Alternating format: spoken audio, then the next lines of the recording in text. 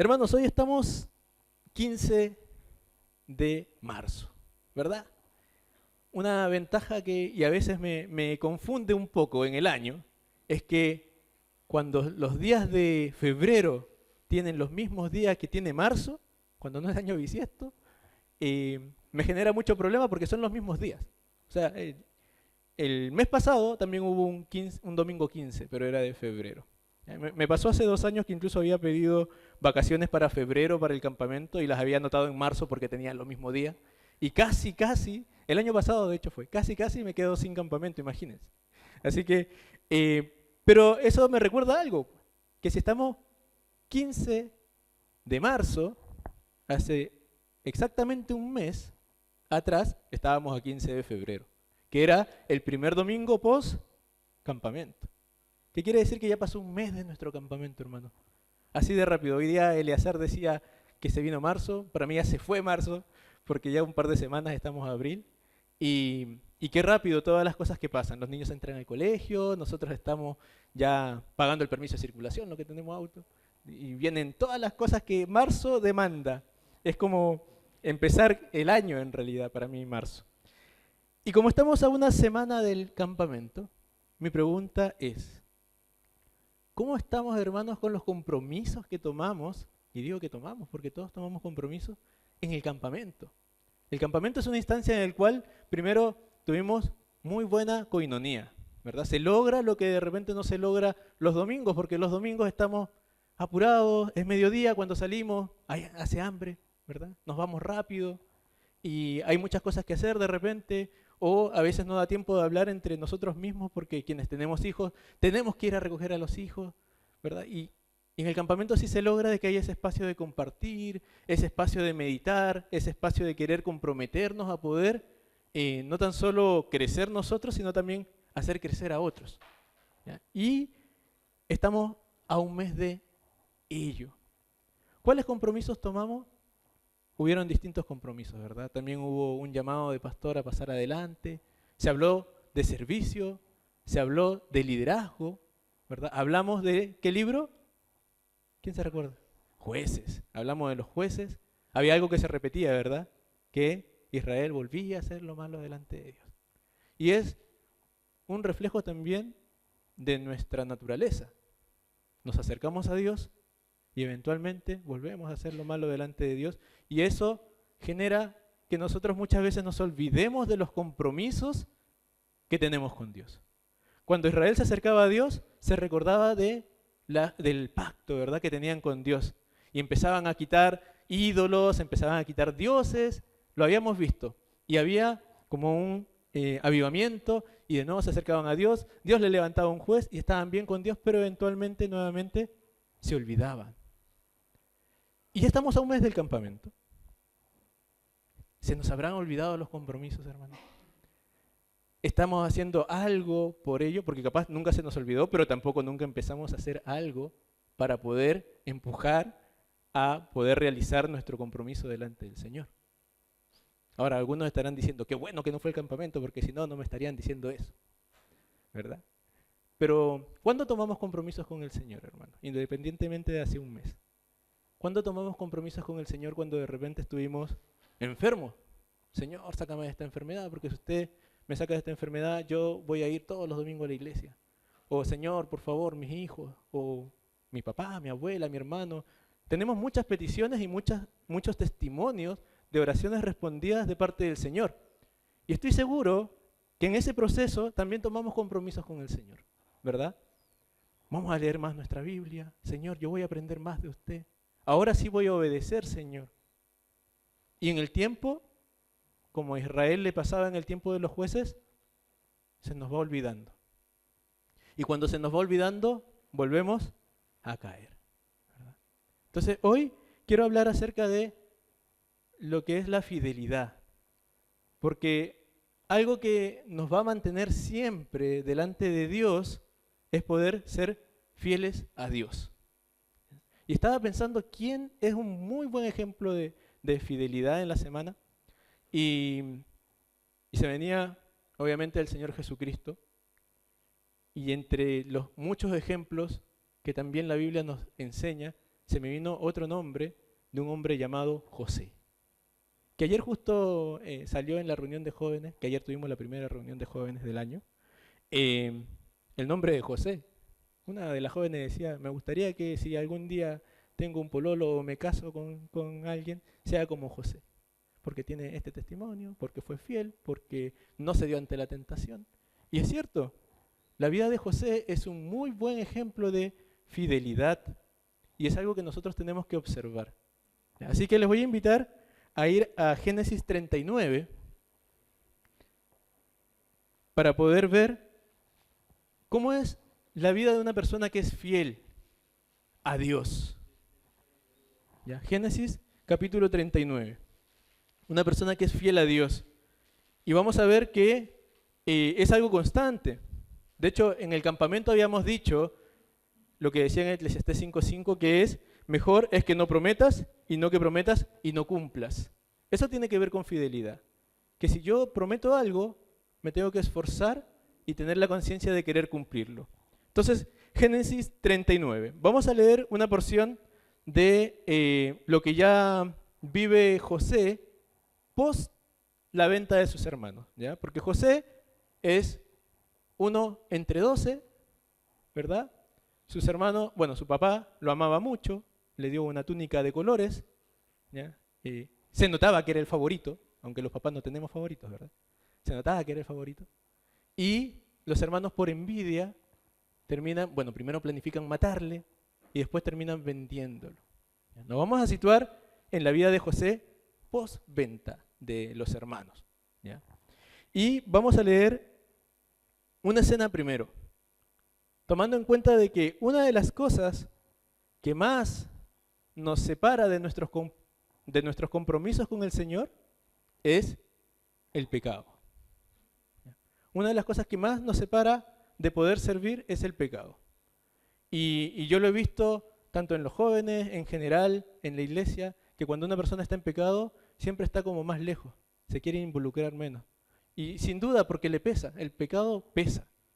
El pecado nos hace estar con esa conciencia de remordimiento de que no queremos ser hipócritas, no queremos servir como si no pasara nada, y el pecado siempre nos aleja de Dios.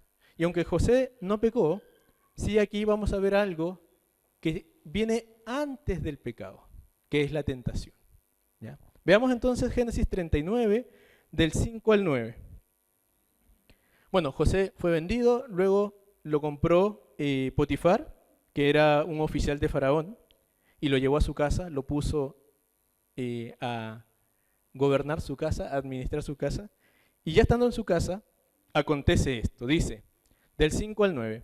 Y aconteció que desde cuando le dio el encargo de su casa, este Potifar, y de todo lo que tenía, Jehová bendijo la casa del egipcio a causa de José.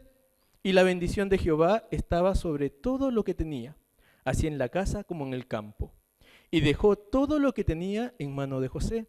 Y con él no se preocupaba de cosa alguna, sino del pan que comía. Y era José de hermoso semblante y bella presencia. Aconteció después de esto, que la mujer de su amo puso sus ojos en José y dijo, duerme conmigo. Y él no quiso. Y dijo a la mujer de su amo, he aquí que mi señor no se preocupa conmigo de lo que hay en casa, y ha puesto en mi mano todo lo que tiene. No hay otro mayor que yo en esta casa, y ninguna cosa me ha reservado sino a ti, por cuanto tú eres su mujer. ¿Cómo pues haría yo este grande mal y pecaría contra Dios? Bueno, ya hemos estado viendo la estrategia del diablo, ¿verdad? La estrategia de Satanás. Hermano Eleazar nos ha enseñado bien cómo es que actúa Satanás. Empieza, ¿verdad?, queriendo llamar a alguien para poder luego generar división, para poder hacer caer a la persona, para que esa persona peque, genere divisiones y todo lo que conlleva el pecado. El pecado empieza por algo chico, pero va como una bola de nieve, cada vez va creciendo. Y nos lleva a desgracias, no solamente a uno, sino también a los que nos rodean. Y acá hay algo muy interesante, hermanos, en el versículo 9, nuevamente. Dice, no hay otro mayor que yo en esta casa, y ninguna cosa me ha reservado sino a ti, por cuanto tú eres su mujer. ¿cómo pues haría yo este grande mal y pecaría contra Dios? Aquí José no pensó en su amo. Aquí José no pensó en el qué dirán de él. Tampoco pensó en él, porque no me imagino que la mujer de un capitán de la guardia de Faraón haya sido fea. No me imagino. Capaz sí haya sido hermosa, atrayente a los ojos, algo. Pero aquí José no pensó ni en su amo ni en él. ¿En quién pensó? En Dios. Nosotros estamos siempre al acecho. Estamos en una guerra espiritual, en donde Satanás siempre va a querer tentarnos. El problema es cuando nosotros cedemos ante la tentación. ¿Qué hizo José? Sigamos leyendo, del 10 al 12. Hablando ella a José cada día, ¿ya? Era insistente, y no escuchándola a él para acostarse al lado de ella, para estar con ella, aconteció que entró él un día en casa para hacer su oficio, y no había nadie de los de casa allí. Y ella lo asió por su ropa, diciendo, duerme conmigo. Entonces él dejó su ropa en las manos de ella, ¿y qué hizo? Huyó y salió. Y esto es algo muy importante, hermano. No dice que pasó algo que hiciera que él huyera. No. ¿Cuál fue la decisión de José? Huyó y salió. El pecado, hermanos, muchas veces está en nuestra mano, en donde nosotros o aceptamos cometer pecado o nos arrancamos. En este caso, por lo que vemos en José, él arrancó, salió, huyó. Ahora, ¿por qué habíamos dicho? ¿Porque pensó en él o porque pensó en Dios? La importancia de la fidelidad a Dios no tiene que ver con el qué dirán los demás, tiene que ver con qué dirá Dios. Porque Dios conoce hasta el más profundo de nuestros secretos, hermano. Conoce hasta el pensamiento más pequeño que tenemos nosotros. Conoce nuestra vida. Nosotros no le podemos decir a Dios, sí, somos fieles a Dios. Quizás aquí en la iglesia sí lo podemos hacer. Porque yo no conozco la vida de cada uno de ustedes, ni ustedes conocen la vida mía a fondo. Pero delante de Dios, cuando vemos que es la fidelidad de Dios, vamos a ver de que es necesario huir de la tentación para no pecar. Porque si huimos, entonces podemos no pecar. Y si acaso nosotros pecamos, nadie más va a ser responsable de nuestro pecado más que nosotros mismos.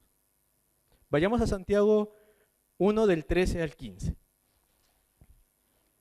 Por lo general, hay una frase que hace mucho tiempo le escuché, hermano, que decía, errar es humano, pero más humano es echarle la culpa al otro.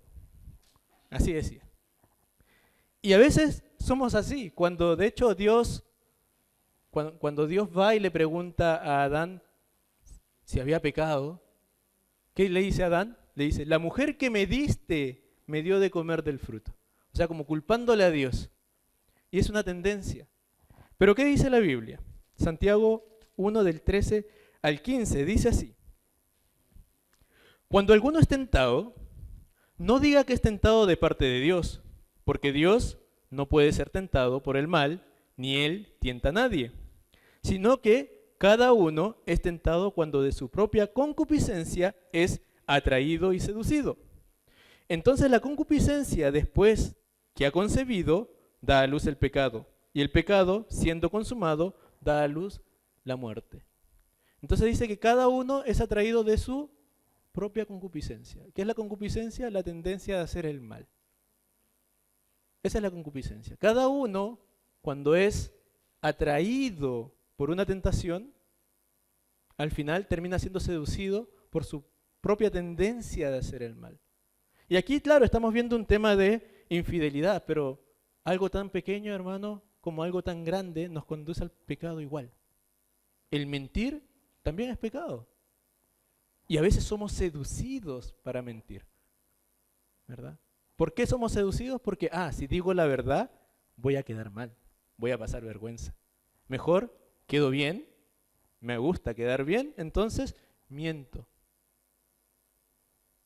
La desobediencia también es pecado. Ayer poníamos un ejemplo similar con los jóvenes, diciendo que muchas veces cuando los papás le dicen, no, si te quedas hasta las 6:30, y los amigos le dicen, no, pero es que están pasándola tan bien, y le dicen, no, no te preocupes, quédate hasta más tarde. Y son seducidos, porque no es que le esté pasando mal, son seducidos a pecar, que en este caso sería una desobediencia. Siempre la tentación, y lo podemos volver a leer, Santiago 1:14 dice, sino que cada uno es tentado cuando de su propia concupiscencia es atraído y seducido. O sea, la tentación viene con algo que gusta, con algo que atrae, con algo que seduce. Que cuando nosotros pensamos que lo vamos a hacer, pensamos de hecho que nos estamos beneficiando. Y así engaña a Satanás con tentaciones. Porque cuando vamos a hacer algo malo delante de Dios, pensamos que en ese momento nos estamos beneficiando. Pero a la larga, cuando somos disciplinados o cuando el Señor mismo nos disciplina en nuestra vida, nos damos cuenta que en realidad era algo malo. Porque Dios no tiene nada que ver con el pecado. Ni chico ni grande. El pecado es pecado igual. ¿Bien? Entonces, hay algo que usted puede notar aquí en José. Nuevamente volvamos a Génesis 39. Puede poner una marca allí porque vamos a estar volviendo en estos capítulos. La historia de José contempla muchos capítulos, así que voy a estarme saltando por ahí algunas cosas como lo hice al principio, ¿verdad? De explicarles que José era el favorito del papá y todo, lo puede leer capítulos antes, ¿ya? Pero José no se desvía ante la tentación de esta mujer, que dice que era cada cierto tiempo cuando lo tentaba, ¿o no? Dice, versículo 10, hablándole ella a José, cada día. Cada día. Usted va a ver que cuando Jesús es tentado en el desierto por Satanás, él le responde a Satanás usando la palabra de Dios, y después dice, y se fue Satanás, y termina diciendo, por un tiempo. Veámoslo, de hecho. Lucas 4, y si no me equivoco es el 13. Lucas 4:13. Porque Satanás es astuto, y lo hemos estado viendo en la clase de escuela dominical. Lucas 4:13 dice, y cuando el diablo, así es Satanás, dice, y cuando el diablo hubo acabado toda tentación, dice, se apartó de él para siempre. ¿Eso dice? Por un tiempo. Por un tiempo. Y a José, esta mujer, lo acosaba cada día. Me imagino que cuando ya José terminaba su jornada, terminaba así como chato de la mujer de Potifar, terminaba muy aburrido de ella y se iba sabiendo que al día siguiente iba a volver y que iba a estar de nuevo acosándolo. Y así cada día. Cada día. Me imagino eso. ¿Por qué? Porque la tentación se va por un tiempo. Bueno, usted la resistió, pero va a volver. Así es Satanás. Al día siguiente, esa mujer volvía. Hasta que ya esa mujer tomó mucho más acción y él tuvo que huir. En ese tiempo, fíjese que no habían derechos de los trabajadores, ¿verdad? No estaba la inspección del trabajo, no estaban leyes que lo cubrían. Pero José decidió tener una sola ley, que era agradar a Dios. ¿Verdad? Porque él le dice, ¿cómo pecaría en el versículo 9 al final? ¿Cómo es que pecaría contra Dios? ¿Ya? No es contra mi amo ni nada, es contra Dios. Entonces, Dios siempre va a ver nuestra vida porque Dios conoce. Y cuando nosotros somos tentados, ¿ya? Dios también nos da una salida. Es lo que dice 1 Corintios 10:13. 1 Corintios 10:13. Dios no nos deja desprovisto, hermanos. ¿Ya? No es que, ustedes tienen una naturaleza pecaminosa, entonces arréglenselas como puedan. No, Dios nos da una salida. 1 Corintios 10:13. Dice lo siguiente, no os ha sobrevenido, que dice, ninguna tentación que no sea humana. Pero fiel es Dios, que no os dejará ser tentados más de lo que podéis resistir, sino que dará también, juntamente con la tentación, la salida. ¿Para qué? Para que podáis soportar. Porque cuando somos tentados, la diferencia es si cedemos o si soportamos. Y eso tiene que ver, ¿y por qué hermano John habla de fidelidad y por qué habla de la tentación? Porque en distintos aspectos de nuestra vida, si queremos ser fieles a Dios, debemos de aprender a soportar la tentación. Porque eso es lo que arruina nuestra comunión con Dios. Y eso es lo que arruina muchas veces nuestros compromisos. Y por eso empecé diciéndoles que hace un mes ya habíamos tomado compromisos y obviamente aquí la predicación es para todos y van a haber quienes seguramente van a decir, estoy bien, gracias a Dios, estoy haciendo las cosas necesarias para poder cumplir con mis compromisos, pero también sé que habemos que personas que de repente en ciertos compromisos aún nos falta trabajar. Y una de las cosas que tenemos que ver es que debemos estar firmes en la tentación, porque cuando estamos firmes en la tentación, realmente vamos a poder ser fieles a Dios. ¿Ya? Y la fidelidad no se prueba en lo fácil, hermanos, se prueba en lo difícil. ¿Ya? La fidelidad no se prueba en que cuando todos me ven, la fidelidad se prueba en cuando yo estoy solo. La fidelidad a Dios no es cuando todos saben lo que ocurrió, es cuando nadie sabe y tú tienes que entregar la verdad aunque te perjudique. Esa es la fidelidad a Dios. Entonces, ¿qué salida práctica nos da Dios hoy frente a distintas tentaciones modernas? Porque cada vez Satanás también es estratégico y utiliza distintas fuentes para tentarnos. ¿Ya? Entonces nosotros debemos de empezar a mentalizarnos de que debemos huir de las tentaciones para no cometer pecado. Y ahora, si cometemos pecado, bueno, pues también tenemos la palabra de Dios que nos dice que si nosotros cometemos pecado, entonces podemos ir a Dios. Está en 1 de Juan 1:9. Dice, leámoslo, de hecho, 1 de Juan 1:9, que dice que si nosotros vamos a Dios, Dios va a perdonar nuestros pecados. 1 de Juan 1:9.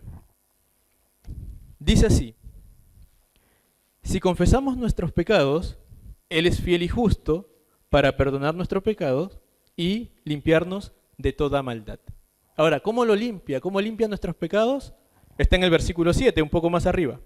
Dice, pero si andamos en luz, como Él está en luz, tenemos comunión unos con otros.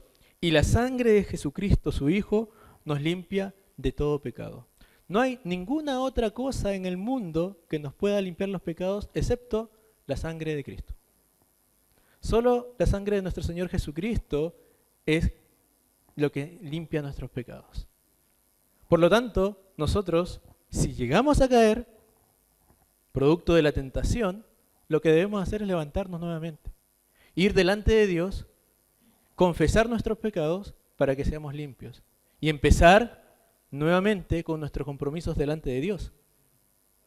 ¿Ya? ¿Qué es lo que dice Proverbios 24:16? Y aquí es importante nosotros saber reconocer qué cosa tenemos en Cristo, hermanos. A veces nos olvidamos de que el ser cristianos es que Cristo mora en nosotros. El ser cristianos es que nuestra vida refleja a Cristo y el Espíritu Santo mora en nosotros y que nosotros, a través del Espíritu Santo, podemos tener acceso a Dios. Dice Proverbios 24:16. Dice lo siguiente, porque 7 veces cae el justo y vuelve a levantarse, mas los impíos caerán en el mal. Y mi pregunta es, ¿hay algún justo, hermanos, aquí? ¿Hay algún justo? Naturalmente no. Sobrenaturalmente sí. Porque usted me puede decir, no, es que en Romanos 3:10 dice que no hay justo ni aun uno, ¿verdad? Vayamos a Romanos 3:10. Y es importante porque Proverbios dice que 7 veces cae el justo y vuelve a levantarse. ¿Cómo nosotros podemos volver a levantarnos si no somos justos? Y ahí hay un poco de desarrollo de esta parte. Entonces, Romanos 3:10 dice, como está escrito, no hay justo ni aun uno, ¿verdad? Pero si usted sigue leyendo, va a llegar hasta el versículo 19, que dice que, pero sabemos que todo lo que la ley dice, lo dice a los que están bajo la ley, para que toda boca se cierre y todo el mundo quede bajo el juicio de Dios. ¿Ya? Dice, ya que por las obras de la ley, el 20, ningún ser humano será justificado delante de él, porque por medio de la ley es el conocimiento del pecado. El contexto de lo que está hablando aquí Pablo tiene que ver con los que están bajo la ley. Mi pregunta es, ¿estamos bajo la ley? Y por eso Pablo sigue escribiendo y llega Romanos 5:19, que dice lo siguiente. Romanos 5:19. Nosotros, si estuviésemos bajo la ley, por el hecho de cometer pecado, estamos condenados. Y así es para todo el mundo. Pero el Romanos 5:19 dice, porque así como por la desobediencia de un hombre los muchos fueron constituidos pecadores, así también por la obediencia de uno los muchos serán constituidos justos. ¿Cómo podemos ser justos? Únicamente por la obra de Cristo. En Jesucristo nosotros tenemos justificación. Y es por eso que es importante confesar nuestros pecados. Hace un momento lo leímos. Porque Él es fiel y justo de perdonar nuestros pecados y limpiarnos de toda maldad. Cuando Dios nos limpia de toda maldad, delante de Dios, por la obra de Jesucristo, somos constituidos justos. Y por eso debemos volver a levantarnos. ¿Para qué? Para nuevamente no ceder ante la tentación. Para no pecar.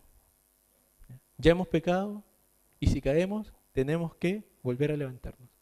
Porque Jesucristo es el único que nos puede limpiar los pecados y también hacernos justos delante de Dios. Únicamente por su sangre. ¿Ya? Porque si seguiríamos siendo injustos, entonces ¿qué limpió la sangre de Cristo? No tiene sentido. Si somos limpios por la sangre de Cristo, somos justos delante de Dios. Y por eso debemos de ir a confesar nuestros pecados delante de Dios. Bien, entonces debemos estar primero firmes en la tentación para poder ser fieles al Señor. Además, no tan solo basta con estar firmes en la tentación, porque ya les dije, delante de los demás es un poco más fácil. Es más fácil ser cristiano en un entorno cristiano. Lo difícil es ser cristiano en un entorno no cristiano. Lo difícil es ser cristiano cuando todo mi entorno, ya sea trabajo, universidad, quizás familia, quizás seas el único cristiano en tu familia, pero cuando todo el entorno va en contra de Dios, es más difícil ser cristiano.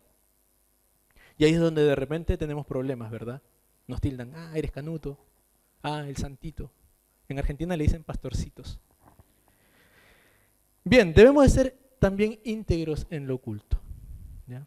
Primero, debemos de ser entonces firmes en la tentación, debemos de ser íntegros en lo oculto. Y aquí también nos sigue enseñando José. Volvamos a Génesis 39, del 20 al 23. Génesis 39 del 20 al 23. Porque José, después de que huyó, la esposa de Potifar mintió. ¿Ya? Porque el pecado trae más pecado, ya se lo había dicho. La esposa de Potifar mintió y le dice a Potifar, fue José el que me intentó violar. Entonces, Potifar, el oficial de Faraón, que agarra a José y lo mete en la cárcel.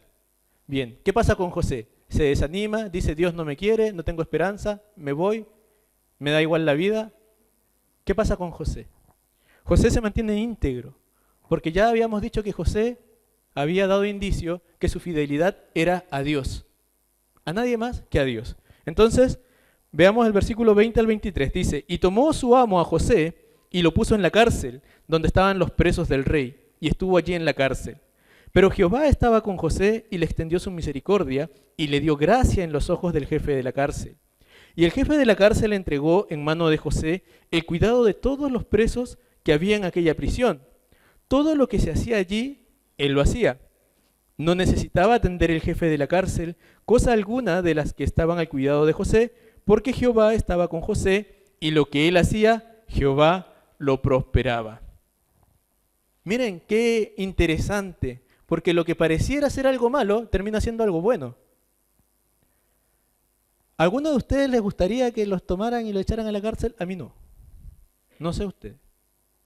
Pero me imagino la angustia igual un poco de José de que lo van a meter a la cárcel por algo que ni siquiera él había hecho. Era una injusticia. ¿Pero qué hizo José? No se llenó de resentimiento, por hermano. Porque cuando uno obra bien, Dios nos ayuda a que todo también vaya bien. Si somos fieles a Dios, porque aquí José ya habíamos visto de que había sido fiel a Dios, huyó porque era fiel a Dios, Dios entonces hace prosperar nuestro camino. Los resultados son claros cuando estamos bien con Dios. Son claros. No hay por dónde perderse. Y aquí nosotros lo que podemos ver es que José llegó a la cárcel, halló gracia delante del carcelero y el carcelero le dijo, encárgate de todo. Imagínense. El carcelero le dio toda la confianza porque vio que Dios estaba en la vida de José. Sin duda se nota cuando un cristiano espiritualmente está bien, no importa dónde vaya. Dentro de la iglesia y fuera de la iglesia, igual. ¿Por qué? Porque somos fieles a Dios. Y por eso Dios nos ayuda. Entonces, José fue íntegro, porque en ningún momento vemos que él se desesperanzó, en ningún momento vemos que se enojó, no dice la Biblia, en ningún momento vimos que él haya perdido testimonio, porque por el contrario, se ve que el jefe de la cárcel lo ve a él con buenos ojos y le encarga todo. Y esto es algo que lo dice Proverbios también. Veamos Proverbios 10:9. ¿Qué pasa con una persona íntegra? ¿Qué es ser íntegro, hermano? ¿Sabe lo que es ser íntegro? Puro por ahí dijeron.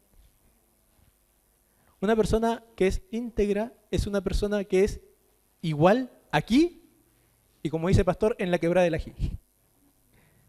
Que es igual en la iglesia, que es igual en el trabajo, que es igual en el estudio, que es igual. No tiene doble vida. El íntegro está conforme a lo que él cree, conforme a lo que él vive y no negocia cambiar principios porque es íntegro.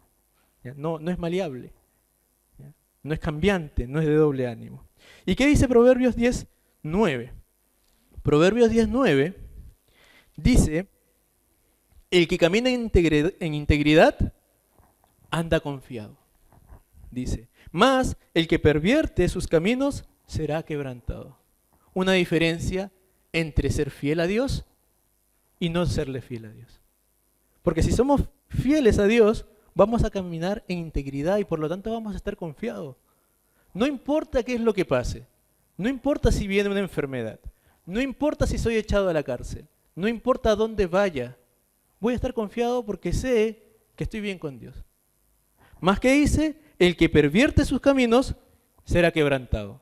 Por eso cuando nosotros, hermanos, empezamos a tener pecado en nuestra vida tambalea, no nos sentimos seguros. ¿Por qué? Porque es el resultado del pecado. Y no es lo que Dios quiere. Lo que Dios quiere es que nosotros estemos bien.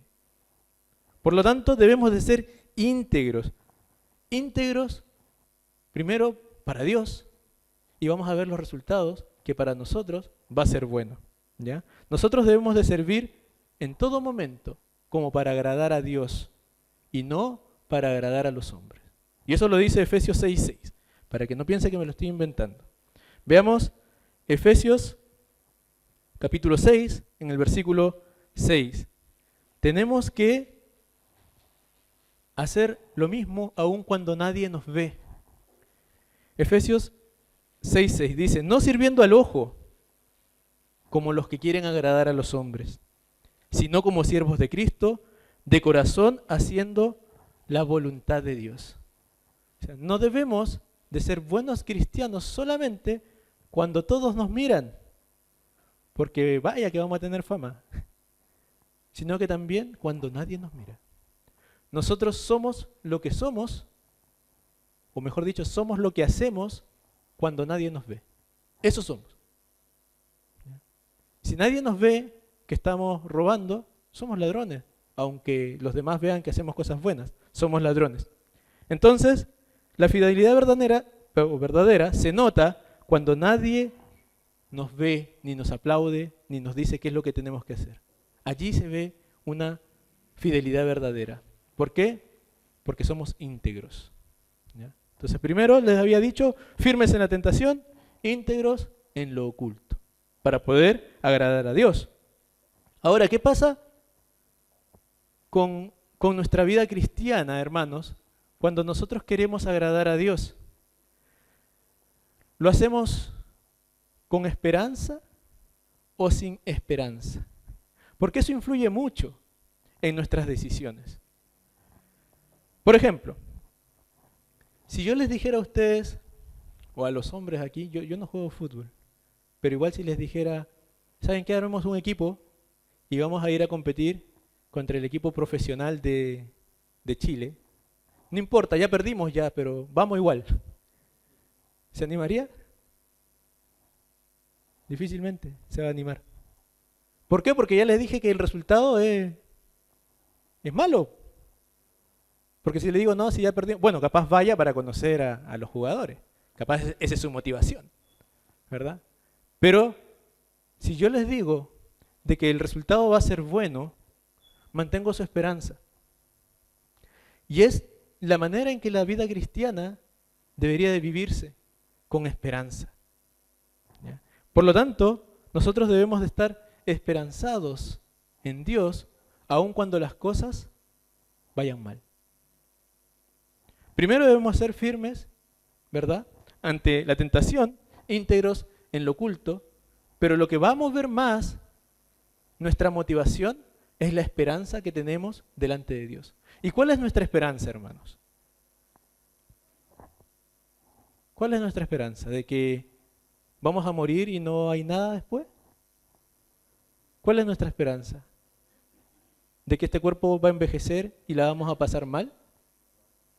¿Cuál es nuestra esperanza? ¿Qué estamos esperando? Más fuerte, hermano. A Cristo ya, estamos esperando el arrebatamiento de la iglesia. ¿Tiene esperanza en ello, hermano? ¿Sí? Porque de eso depende mucho. ¿Qué es lo que hacemos en nuestra vida? Si no tenemos esperanza, difícilmente va a haber algo que nos mueva. ¿Ya? Difícilmente va a haber algo que nos mueva. Y José también tenía esperanza. Él sabía que había sido firme ante la tentación. Él había mantenido su integridad. Y aún así, en la cárcel, él mantenía la esperanza de que un día Dios lo iba a sacar de allí. Veamos los versículos 14 y 15 de Génesis 40. Un poquito más adelante. Génesis 40, 14 y 15. Nosotros vamos a ver que José mantenía la esperanza en que Dios no lo iba a dejar donde él estaba. Entonces, Génesis 40, versículos 14 y 15. Sucede lo siguiente, en la cárcel José conoce al copero y al panadero, ¿verdad? Ambos tuvieron un sueño, José se lo interpreta y esta es la escena. Dice, luego de que José interpretara el sueño del copero, le dice al copero, acuérdate pues de mí cuando tengas ese bien. ¿Por qué? Porque le dijo al copero, tranquilo, en 3 días Faraón va a restituir tu puesto. Y entonces José sabía de que en algún momento Dios tenía que sacarlo de donde estaba. Y por eso le dice esto, acuérdate pues de mí cuando tengas ese bien, y te ruego que uses conmigo de misericordia y hagas mención de mí a Faraón y me saques de esta casa. Porque fui hurtado de la tierra de los hebreos y tampoco he hecho aquí por qué me pusiesen en la cárcel. Hermano, cuando hacemos las cosas como corresponden y sufrimos una injusticia, debemos de mantener la esperanza de que Dios va a hacer justicia por nosotros.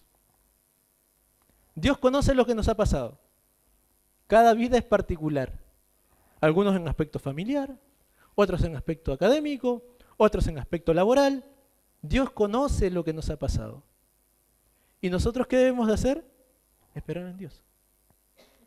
Tener la esperanza de que Dios va a hacer justicia por nosotros. Y es lo que dice José: acuérdate pues de mí cuando tengas este bien.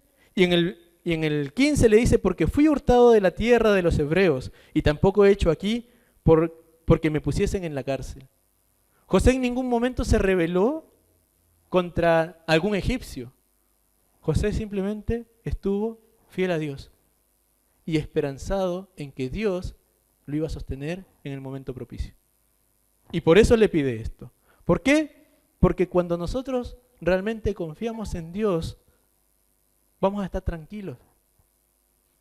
Cuando no confiamos en Dios, vaya que vamos a querer hacer justicia por nuestras propias manos. Y cuando hagamos justicia por nuestras propias manos, vamos a tener resultados que no queremos. Que no queremos. Y aquí José se ve que él está esperanzado. ¿Por qué? Porque imagínense, este solo actuar, este solo decirle: acuérdate de mí cuando estés delante de Faraón, que de hecho el copero se olvidó, y después, tiempo después, se recordó de José, lo llevó a ser el segundo en la tierra de Egipto.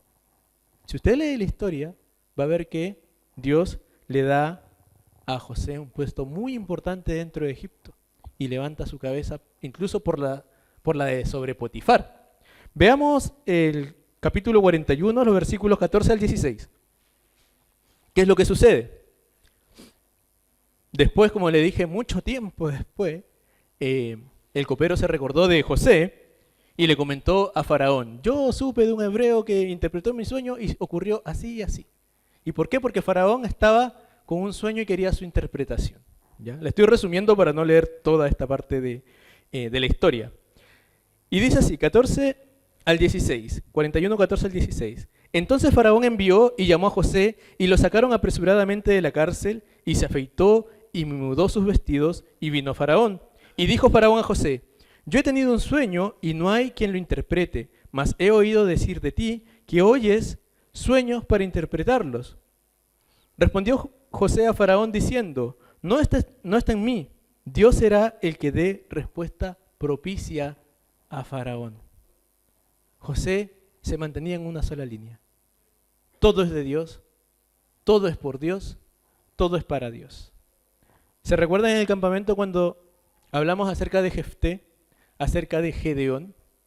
Una de las cosas que les decía era que todo es de Dios. Todo tiene que ver con Dios. Todo. Nuestra vida tiene que ver con Dios. Tomamos decisiones bajo la luz de las Escrituras que tienen que ver con Dios, vamos a tener cosas buenas. Tomamos decisiones que bajo las Escrituras no tienen nada que ver con Dios, vamos a sufrir las consecuencias de nuestros propios actos. Volviendo al principio que cada quien es responsable de su propio pecado. No le puede echar la culpa al otro.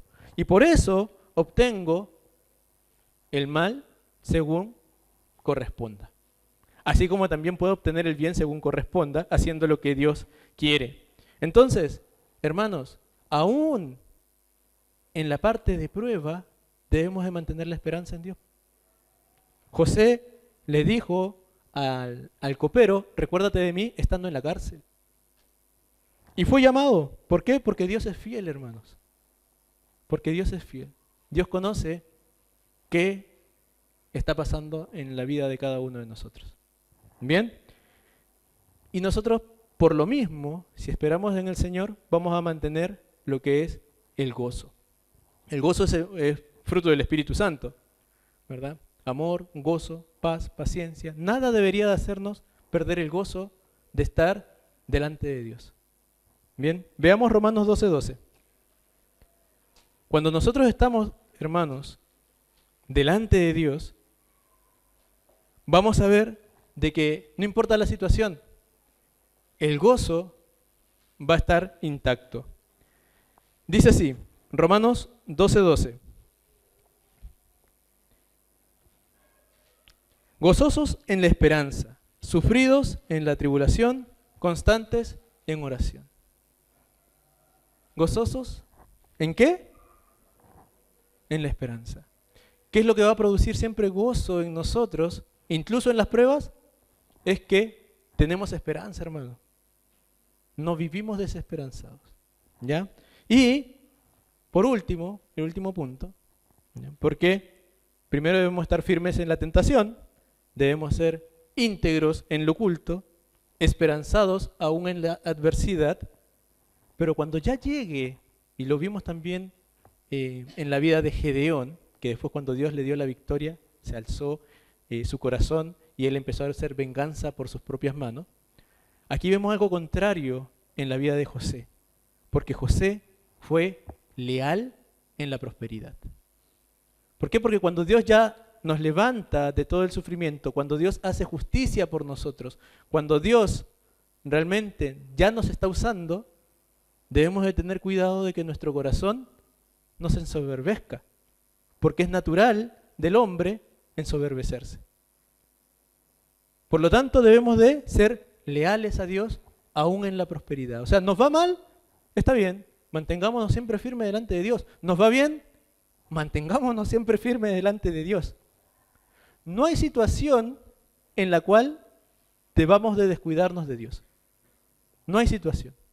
Bien, porque si nos va mal, tenemos que asirnos, tenemos que agarrarnos de Dios para poder salir de lo malo. Y si estamos bien, tenemos que agarrarnos de Dios para no volver a lo malo. Por lo tanto, nunca va a haber un punto en el que nosotros digamos, ahora no necesito de Dios. Siempre vamos a necesitar de Dios, aún en la prosperidad. Veamos Génesis 45 del 4 al 8. ¿Qué más pasa con José?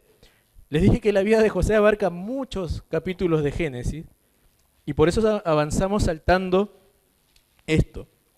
Ya José había ido delante de Faraón, Faraón lo pone como segundo delante de él, delante de todo Egipto, y ahí él ve a sus hermanos que vienen a pedir comida delante de él, cumpliéndose muchas cosas proféticas que ya habían pasado antes, ¿ya? Él ve a sus hermanos. Y ahora imagínense, José en una posición muy alta, era el segundo después de Faraón, ¿verdad? La Biblia no dice que se vengó de sus hermanos, la Biblia no dice que se vengó de Potifar, que lo mandó a la cárcel, sus hermanos lo vendieron, Potifar lo mandó a la cárcel. La Biblia no dice nada de una venganza de José. Porque no es nuestra venganza, es del Señor. Es el Señor el que hace justicia por nosotros. José perdonó a sus hermanos cuando tenía el poder incluso de vengarse. Veamos Génesis 45 del 4 al 8. Entonces dijo José a sus hermanos, acercaos ahora a mí. Y ellos se acercaron. Y él dijo, yo soy José, vuestro hermano, el que vendisteis para Egipto. Ahora pues, no os entristezcáis, ni os pese de haberme vendido acá, porque para preservación de vida me envió Dios delante de vosotros, pues ya ha habido 2 años de hambre en medio de la tierra, y aún quedan 5 años en los cuales ni habrá arada ni siega. Y Dios me envió delante de vosotros para preservaros posteridad sobre la tierra, y para daros vida por medio de gran liberación. Así pues, no me enviasteis acá vosotros, sino Dios, que me ha puesto por padre de Faraón y por señor de toda su casa, y por gobernador en toda la tierra de Egipto. Veamos un poco más adelante en el 50 del 19 al 20, capítulo 50, versículos del 19 al 20. Desde el 18 en realidad. Génesis 50 del 18 al 20. Dice, vinieron también sus hermanos, esto ya había pasado ya tiempo, y había muerto el papá de José, ya había muerto Jacob, y los hermanos dijeron entre sí, ahora que murió nuestro padre, nada lo ata a preservarnos la vida, se va a vengar José. Es lo que siempre espera el mundo de nosotros, que nosotros caigamos en mal. Pero veamos, versículo 18 dice, vinieron también sus hermanos y se postraron delante de él y dijeron, henos aquí por siervos tuyos. Y les respondió José, no temáis, ¿acaso estoy yo en lugar de Dios? Vosotros pensasteis mal contra mí, mas Dios lo encaminó a bien para hacer todo lo que vemos hoy, para mantener en vida a mucho pueblo. Nunca nos debemos de olvidar, hermanos, de que a donde lleguemos, por más alto que lleguemos, es porque Dios nos puso ahí. Y si Dios nos puso ahí, no deberíamos de ser instrumento de Satanás para buscar hacer algo que Dios no quiere. Dios no quiere que el hombre se vengue por sus propias manos. Dios no quiere que hagamos injusticia. Dios no quiere que hagamos cosas que no van conforme a su palabra, que tienen que ver con el perdón, que tienen que ver con poder tener, hacer cumplir su palabra y dar testimonio delante de otros. Por lo tanto, debemos de ser leales en la prosperidad. Ahora, esa es una advertencia porque no es fácil mantenerse fiel primero. No es fácil que muchas veces huyamos de la tentación. Pero si nosotros cambiamos nuestra manera de pensar, de a quién servimos, quién nos sostiene y quién nos va a llevar hasta lo más alto y quién nos mantiene con esperanza incluso, creo que sí se puede, ¿verdad?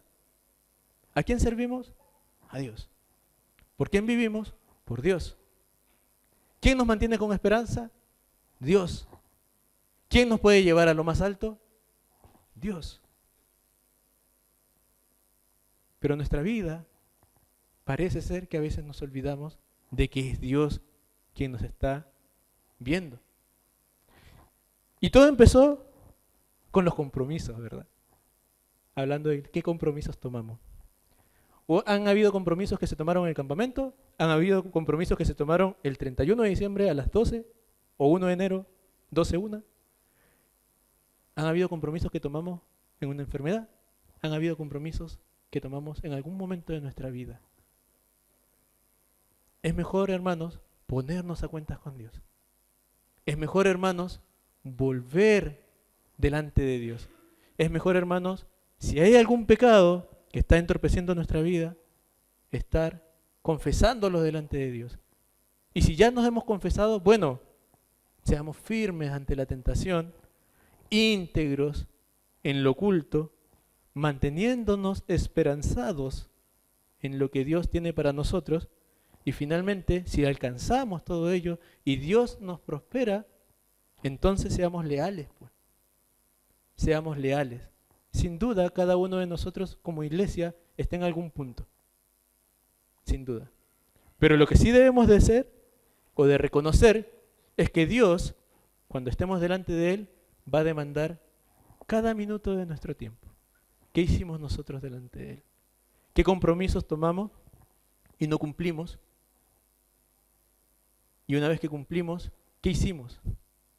Siempre hay algo para hacer, hermano. El tema ahí es de cada uno de nosotros con Dios. Debemos de entonces ir hacia el Señor. Debemos de, ojalá, salir pensando en que después de cruzar la puerta, ojalá toda la semana nos pongamos a cuenta con Dios, empecemos a cumplir las cosas que hemos dicho. Mínimo, hermano, mínimo, leer la Biblia. Todos los días. Ayer hablábamos con los jóvenes un tema muy interesante del Salmo 119:9, que dice, ¿con qué limpiará el joven su camino? Y la respuesta dice, con guardar tu palabra. Y analizábamos que dice, ¿con qué limpiará tiempo futuro? Y dice, con guardar tu palabra, tiempo presente. El guardar la palabra de Dios, el estar delante de Dios, es algo que debemos hacerlo siempre, presente, en nuestro presente. ¿Por qué? Porque cuando lleguen los momentos en que debemos de limpiar nuestro camino, debemos de tomarnos de todo lo que hemos aprendido del presente, que ya para entonces sería pasado. Cuando Jesús fue tentado, no fue corriendo a la sinagoga a buscar una Biblia para recordar qué es lo que tenía de Dios. Simplemente tenía presente la palabra de Dios.